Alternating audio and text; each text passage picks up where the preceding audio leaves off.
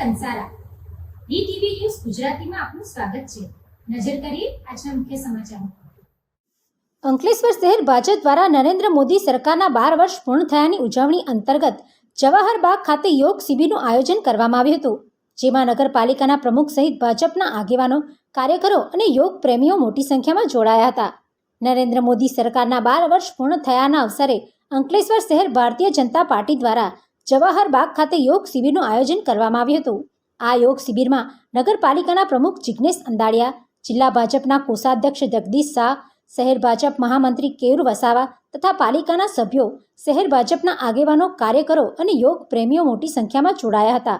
શિબિર દરમિયાન નિષ્ણાતો દ્વારા વિવિધ યોગાસનો અને પ્રાણાયામની તાલીમ આપવામાં આવી હતી। યોગ દ્વારા શારીરિક અને માનસિક સ્વાસ્થ્યને મજબૂત બનાવવાનો સંદેશ આપવામાં આવ્યો હતો।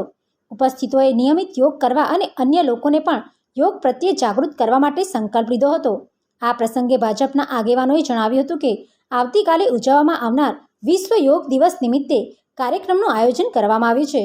Pintu Modi, DTV news, Ankleshwar.